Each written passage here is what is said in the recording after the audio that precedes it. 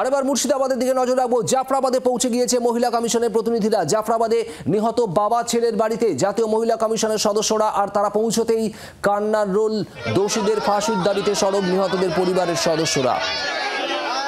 অয়ন ঘোষাল আমাদের প্রতিনিধি রয়েছেন আমাদের সঙ্গে জাফরাবাদ থেকে সরাসরি। অয়ন, কি চলছে এই মুহূর্তে, কি পরিস্থিতি?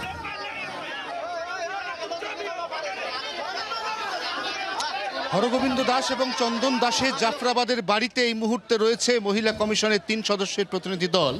সেই বাড়ির সামনে থেকে যদি আমরা এলাকাবাসীদের সঙ্গে হাঁটতে শুরু করি, তাহলে আমরা দেখব যে কোথায় পড়েছিল বাবা ছেলের লাশ। সেটা পড়েছিল বাড়ি থেকে সাকুল্যে 50 মিটার দূরে। এলাকাবাসী দেখাচ্ছেন, চিহ্নিত করছেন। যে জায়গায় আমরা দাঁড়িয়ে রয়েছি সেখান থেকে ভারত বাংলাদেশ সীমান্তের দূরত্ব 6.5 থেকে 7 কিলোমিটার। দীর্ঘ সময় ধরে এখানে বিএসএফ এর ক্যাম্প ছিল। 15 বছর আগে স্থায়ীভাবে সেই ক্যাম্প প্রত্যাহার করা হয়। আবার বিএসএফ এর ক্যাম্পের দাবি এই মুহূর্তে ফিরে এসছে এই গ্রামে, কারণ গ্রামবাসীরা মনে করছেন এখানে তারা বিএসএফ এর কাছেই নিরাপদ এবং সুরক্ষিত, পুলিশের কাছে নয়। গ্রামের মহিলাদের হাতে আমরা যে প্ল্যাকার্ড দেখতে পাচ্ছি, তাতে আমরা দেখছি যে এই ওয়ান্ট ব্যাক বিএসএফ ক্যাম্প, তারা প্রত্যেকেই বিএসএফ ক্যাম্পকে ফেরত চাইছেন। আবারও বলছি, এখান থেকে 6.5 থেকে বড়জোর সাকুল্যে 7 কিলোমিটার দূরে বাংলাদেশ সীমান্ত। এই বিএসএফ ক্যাম্প তুলে নেওয়া 15 বছর আগে আবার ক্যাম্প চাইছেন। ক্যাম্প চাইছে, ক্যাম্প না হলে বাঁচবো না, বাঁচতে দিবে না। ক্যাম্প ছাড়া কি হবে? ক্যাম্প ছাড়া বাঁচবো না, আপনাকে মেরে ফেলে দিবে, কেটে ফেলে দিবে। আমরা বিএসএফ ক্যাম্প চলে গেলে আমাদের জীবন শেষ, আমরা বাঁচতে পারবো না। আমাদের বিএসএফ ক্যাম্প চাই। প্রত্যেকের এক কথা, সকাল থেকে এখনো পর্যন্ত জাতীয় মহিলা কমিশন যাদের যাদের গ্রামে গেছে, যাদের যাদের সঙ্গে কথা বলেছে, তাদের প্রত্যেকের কমন একটা দাবি, প্রথম দাবি, সেটা হচ্ছে এখানে বিএসএফ ক্যাম্প চাই এবং সেই ক্যাম্প অস্থায়ী নয়।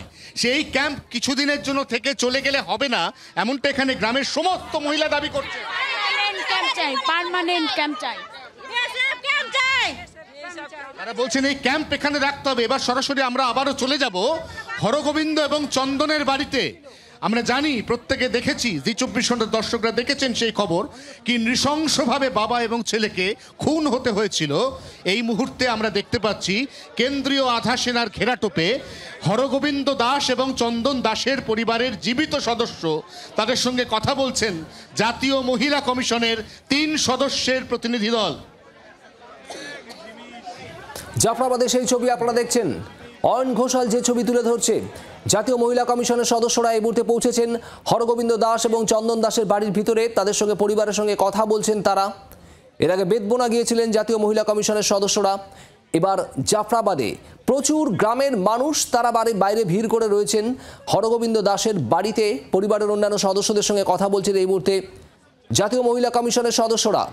অয়ন, স্থানীয়রা প্রচুর সংখ্যায় তারা ভিড় করে রয়েছেন, তারাও কি কথা বলতে চান জাতীয় মহিলা কমিশনের প্রতিনিধিদের সঙ্গে?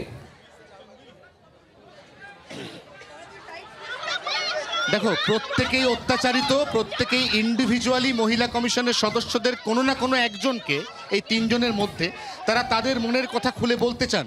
কারণ তারা যেটা বলছেন, তাদের কথা বলার লোক নেই, তাদের কথা শোনার লোক নেই। রাজান, তারা বলছেন তারা যেভাবে অত্যাচারিত হয়েছেন গত 7 থেকে 8 দিন ধরে, তাতে তাদের যে কথা, সেই কথা এই প্রথম কোনো কমিশন শুনতে এলো। এবং কিছুক্ষণের মধ্যে এখানে রাজ্যের মহামহিম রাজ্যপাল তারাও আসার কথা। অর্থাৎ একসঙ্গে এই দুজনকে পাওয়ার, এই যে সামনে থেকে কথা বলার যে সুযোগ, এই সুযোগ কাজে লাগাতে মহিলারা কার্যত আজকে বাড়িতে নাওয়া খাওয়া ভুলে একেবারে সকাল থেকে এইভাবে নিজেরা প্ল্যাকার্ড লিখে বা অন্য কারোর সহযোগিতায় এইভাবে প্ল্যাকার্ড লিখে একেবারে লাইন দিয়ে, মিন্টু বসাককে দেখাতে বলছি সেই ছবি, এখান থেকে আমি হাঁটতে শুরু করছি। দেখো, পরপর দুদিকে কাতারে কাতারে মহিলা, প্রচুর মানুষ তারা ভিড় জমিয়ে রয়েছেন এই মুহূর্তে। তুমি পরিস্থিতির দিকে নজর রাখো এবং যেমনটা অয়ন জানাচ্ছিল, এই জাফরাবাদে আসার কথা রয়েছে রাজ্যপাল সিবি আনন্দ বোসের। বাংলার আওয়াজ, বাঙালির আবেগ, জি 24 ঘন্টা।